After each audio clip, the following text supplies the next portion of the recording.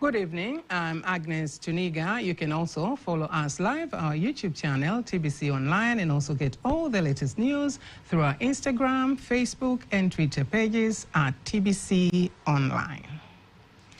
Prime Minister Dr. Mwigulu Nchemba has directed the budget that was allocated for this year's Independence Day celebrations on 9th December to be used to renovate damaged infrastructure following the election and post-election unrest in the country.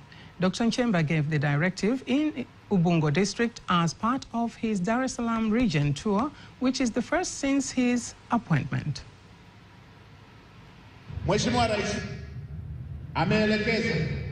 The Honorable President has directed that on the 9th of December, there will be no celebrations to commemorate Independence Day, and the funds that were meant for the celebrations have been instructed to go towards repairing damaged infrastructure.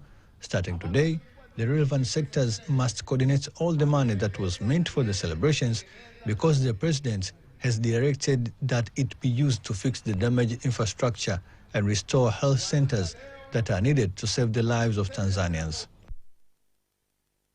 Furthermore, Dr. Nchemba has directed the Ministry of Home Affairs to re-register and reopen the Ufufuo and Uzima Church, led by Bishop Josephat Gwajima, and allow the church to resume service, while Dar es Salaam Regional Commissioner urged better public services so that citizens continue to have confidence in their government.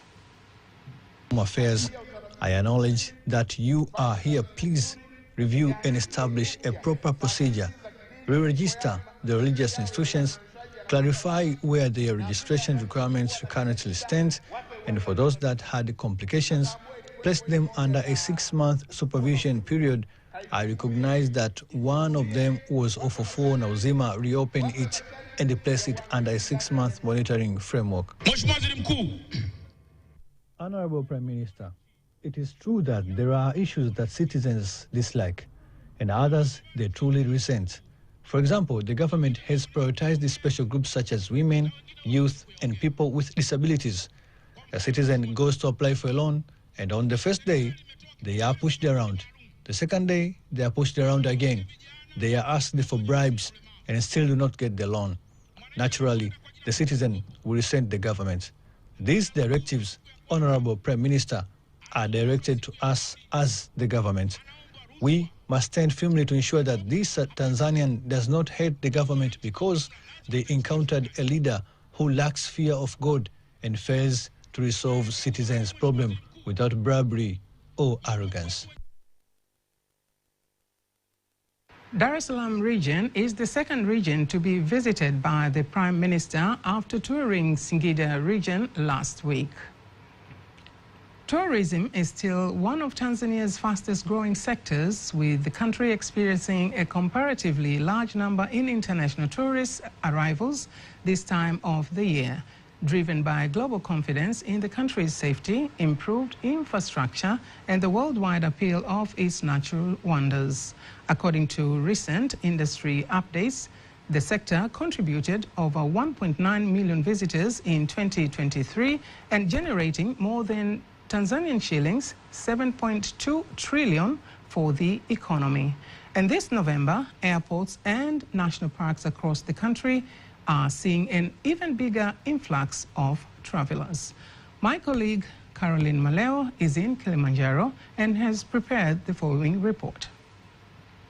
I arrived at the Kilimanjaro International Airport early in the morning, where international planes from different parts of the world were touching down one after another. A long line of travelers streamed through their arrivals, a clear sign of Tanzania's rising global popularity. Most of them told me they chose Tanzania for its unmatched beauty, stable environment, and world-class hospitality. Here to Kilimanjaro up to the mountain, Kilimanjaro. My friends are practicing the hiking and they shared with their experience, so I decided to have this experience too. It's warm here because in Russia it's winter. Very happy to visit Tanzania. From the airport, I traveled to Kilimanjaro National Park, home to Mount Kilimanjaro, Africa's highest peak, at 5,895 meters above sea level, and a UNESCO World Heritage Site. The park receives over 50,000 climbers every year, and today, excitement filled the air as groups gathered for their once-in-a-lifetime trek. I'm going to climb or attempt to climb it. Not wood. I'm going to achieve it. And I'm doing the Machame route for 7 days. I look forward to the challenge and the beautiful landscape, of course, and just the feeling of climbing a mountain and just being with myself, with my guide, and the people that surround me during the trip. It's the easiest from 7 summits, easiest mountain. It's trekking, but it's not so difficult. It's not so difficult to climb. But it's very nice here, and the people, you are very nice, and they have a positive vibe, and I like it a lot, seriously. Keep it like this, because it's very important and very nicely. Among them was a couple preparing to climb Mount Kilimanjaro as part of a special celebration. They shared with me their joy, their plans, and what reaching the summit of the Roof of Africa would mean to them. My wife is changing the number with her birthday in the summit day on the 25th of November. So we said, what better place to celebrate her birthday than on the top of Mount Kilimanjaro. Very excited. I think it's going to be best experience from our life until now. We trust our team a lot. We are very confident. They will help us a lot with this experience. Curious to understand more, I asked the tourists when did they arrive and if they feel safe in Tanzania since their arrival. I arrived yesterday, actually. The people are really warm and caring. The third time this year, coming in Tanzania with groups. I noticed everything is safe here, no problem. I was yesterday in Moshi, I walking, and to the hot springs. And it's nice weather, nice people. With Tanzania aiming to reach 8 million tourists annually by 2030, the overflow of arrivals this November is a strong signal that the country is steadily moving towards the target. From airports to national parks, the energy is vibrant and the message is clear. Tanzania remains one of the world's most desirable and welcoming destinations. Reporting from Kilimanjaro, Caroline Maleo, TBC News. This year's G20 summit has concluded with the adoption of the Johannesburg Leaders' Declaration, a 122-point document focusing on global equity, multilateral reform, and sustainable development. Discussions covered areas such as food security, international financial system restructuring, debt relief for low-income nations, climate finance, and reforming global institutions to include perspectives from the global south. To explore more on the outcome of the meeting, we are joined live via Zoom by an analyst, Nixon Katembo, who is based in South Africa. Mr. Katembo, let's start with this. What were the major agreements of outcomes reached during the summit? And how significant are they for the global economy? One of the major issues looks at around the issue of climate change and is a transition from fossil fuel to cleaner energies, including the reform around the social and the global governance, the issue of funding, social funding, of a project, infrastructure project, the issue of tackling climate change, including also the issue of dealing with conflicts such as the DRC, Sudan, Palestine, and Ukraine. These are major issues that have been dwelling the current global politics and the world security as well as large.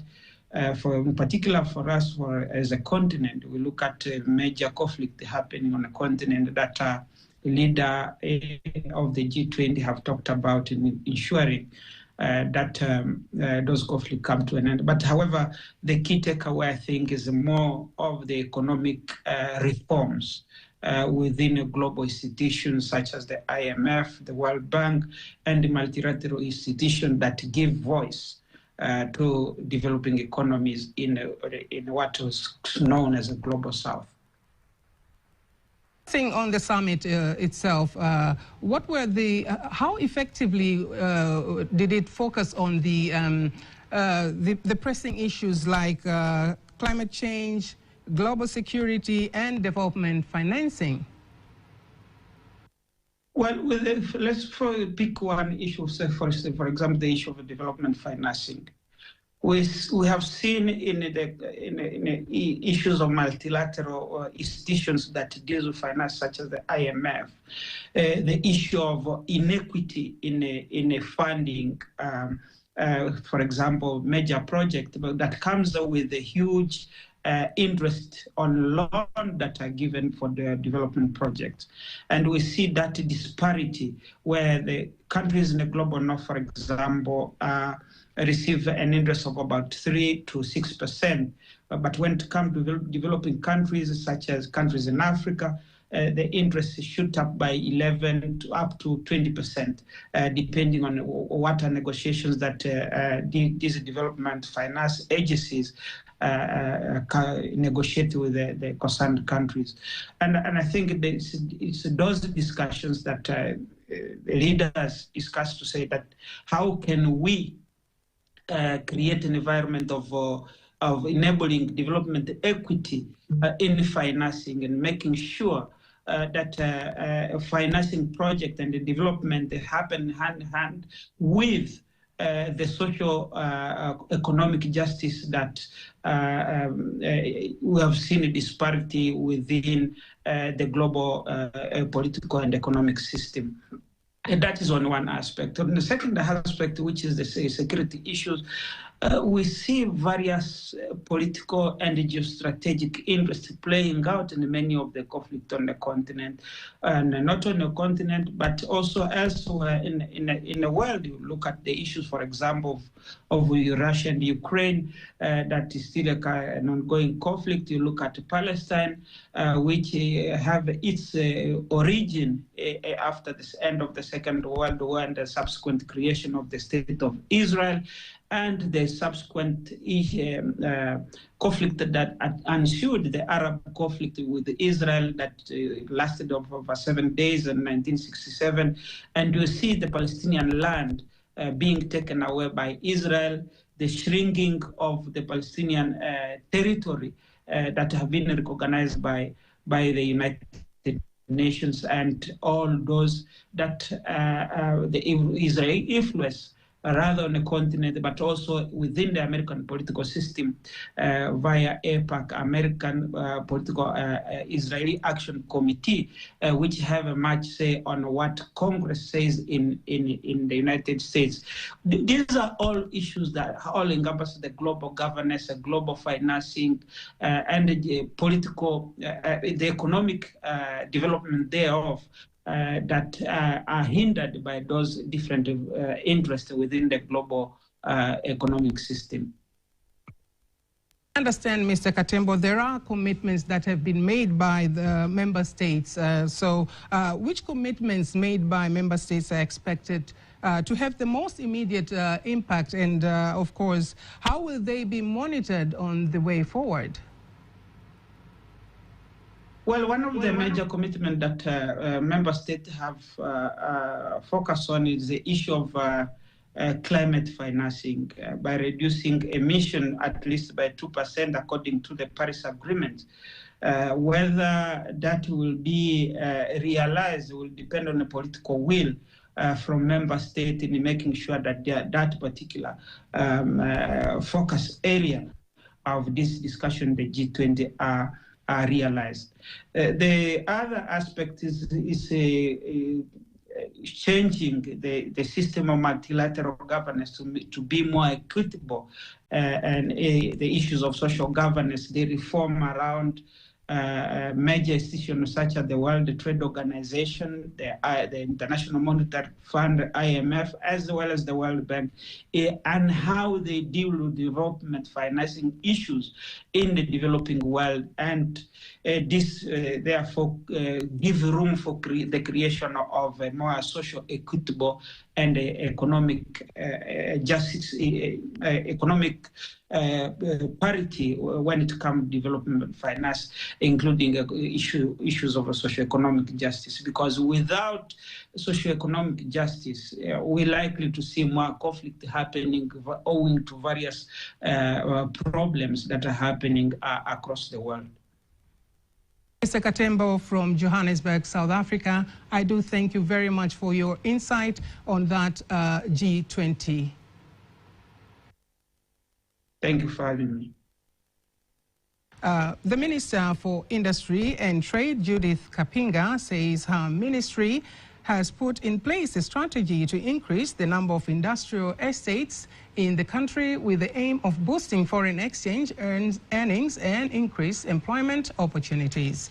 She made the remarks in Dar es Salaam during her meeting with the Fair Competition Commission, FCC, which aimed at improving the institution's efficiency, especially in the implementation of its responsibilities related to the control of counterfeit goods and strengthening their competition in the market.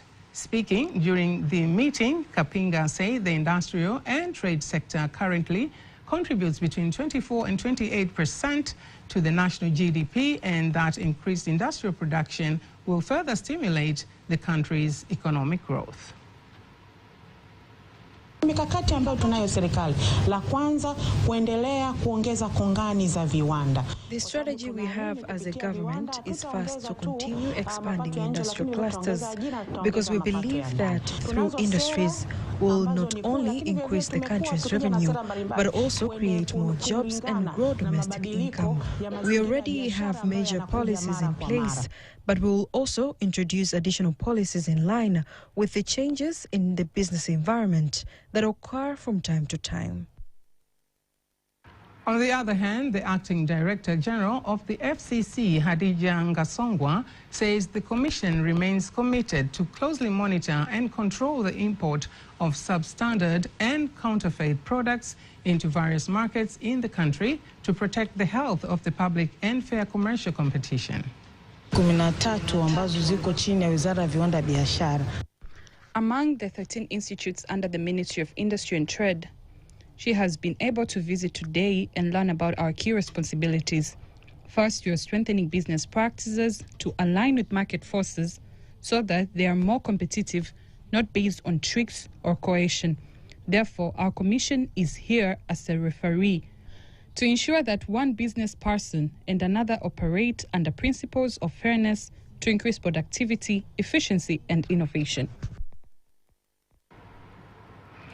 The Tanzania Airports Authority, TAA, Director General Abdul Mombo Kaleo says the authority continues with its infrastructure improvement plan at all airports in the country to improve efficiency and strengthen digital security at airports. He made the remarks in Dar es Salaam during the launch of the Aviation Safety Culture Week, outlining that the renovation and improvements will begin with the Julius Nyerere International Airport, JNIA.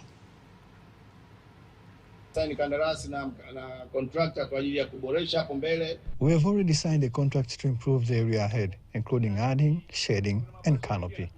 There are many upgrades coming. This means that the infrastructure being improved goes hand in hand with safety. The more you enhance the infrastructure, the more you increase the level of security.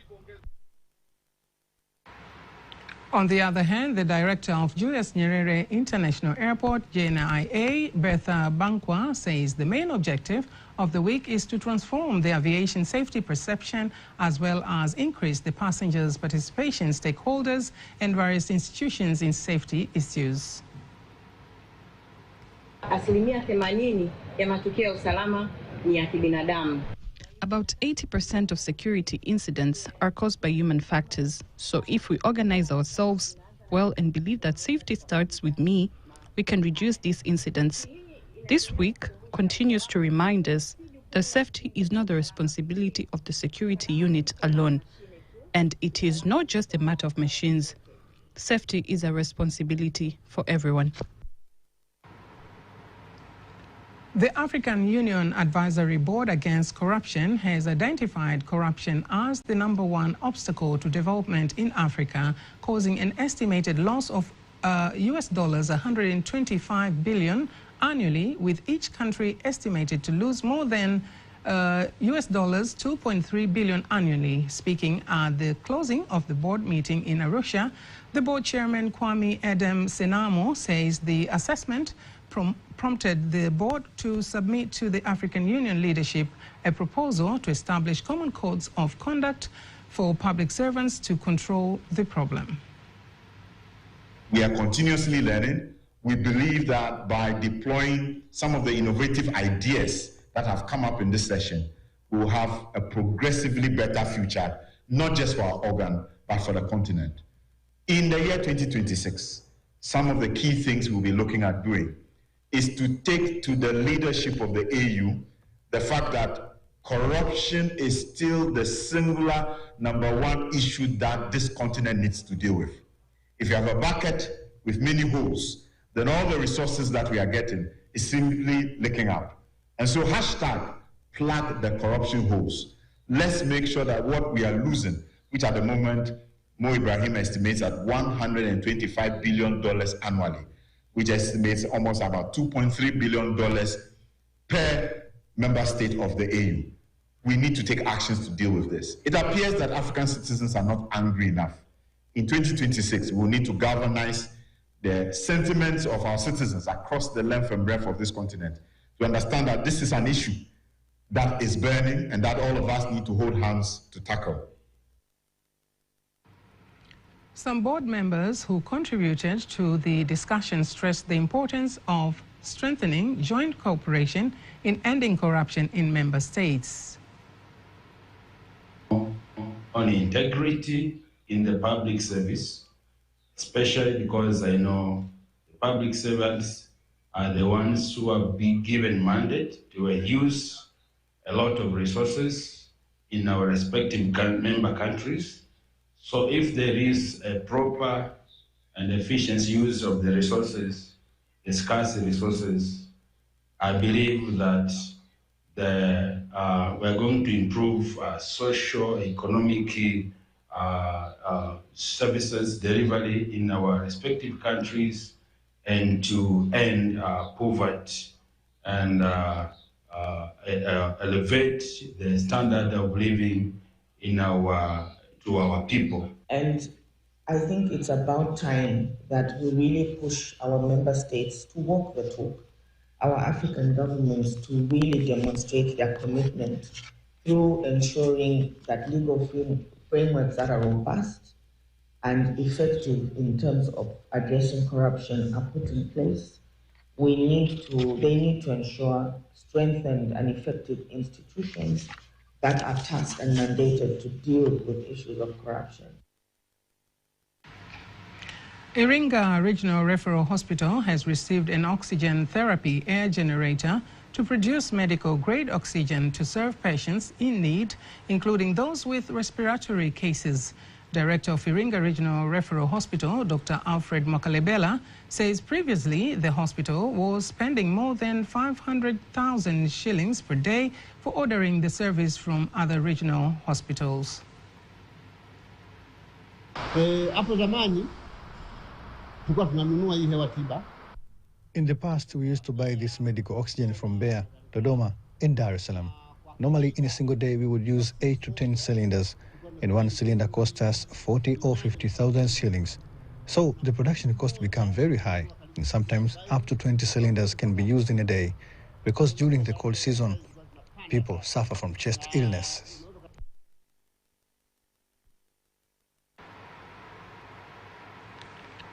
The government says the 27 billion Tanzanian shillings water project, which is being implemented in partnership with the Republic of Korea in the Kisarawe District Coast region, is expected to benefit 17 villages in the district. Speaking to TBC News, Member of Parliament for Kisarawe District, Selemani Jafo, says the government of Tanzania continues to be committed to ensure all Tanzanians receive all basic services regardless of where they live. Our people in Kisarawe will truly benefit from this major project because it will help boost the economy of the residents in the 17 villages. This is due to the nature of the project, which will require various forms of labor, from technicians to trench diggers, and women will also have the opportunity to earn income by selling food. A contractor has already been identified, and now we are in the process of securing the contractor who will undertake the main works for this project. We expect that between 2027 and 2028, up to 2029, the project will be fully completed. I have strongly appealed to our partners to ensure that by 2028 or 2029, this project is finalized. Construction of the drinking water supply facility with the 3,000 cubic meter per day, we expect to supply water about 40,000 people. And second is a community capacity building. We will educate the community for the safe water, how to use the safe water.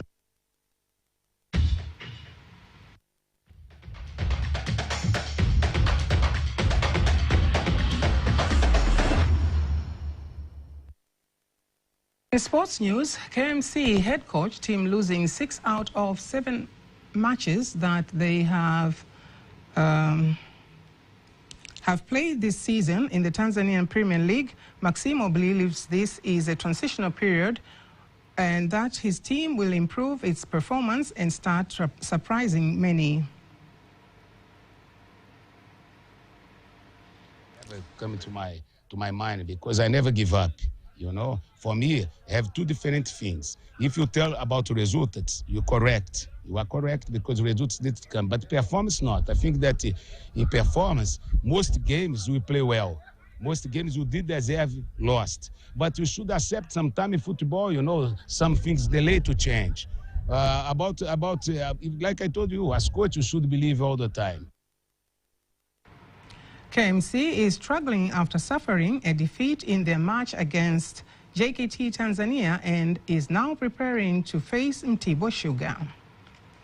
Parents have been urged to send their kids to sports academies to develop their talents at a young age that will allow them to quickly acquire essential skills and knowledge, increasing their chances of playing sports professionally on an international level.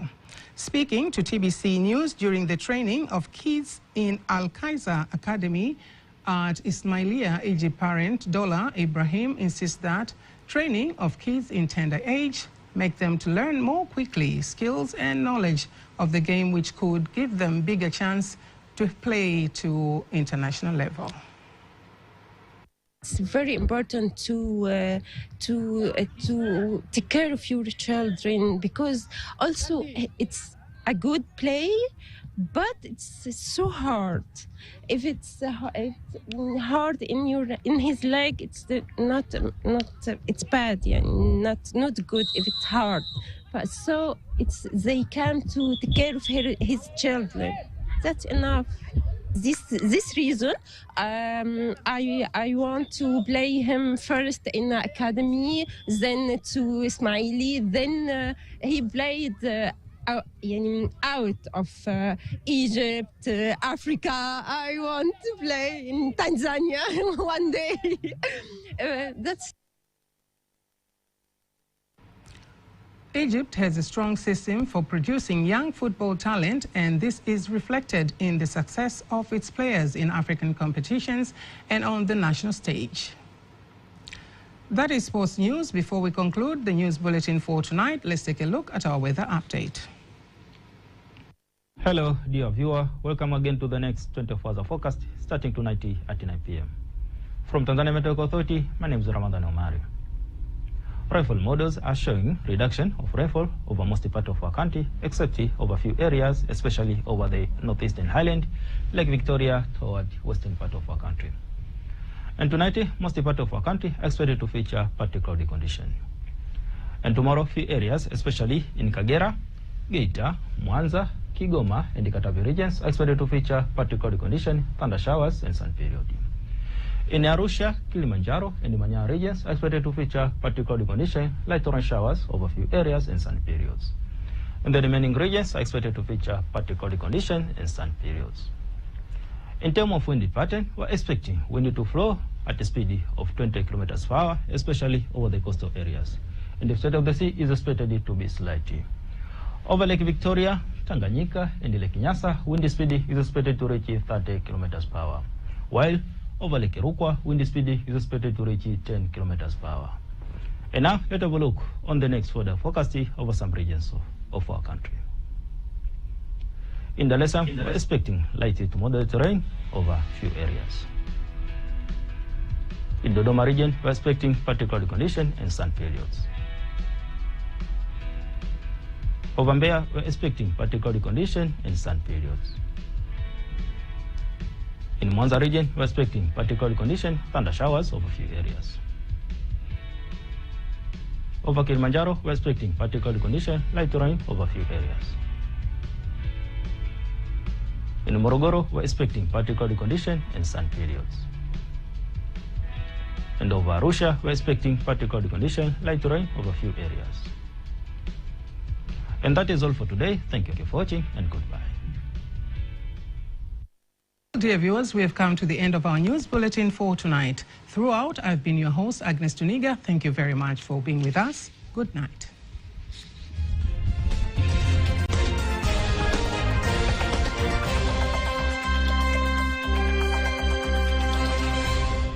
Unaangalia TBC1, ukweli na uhakika.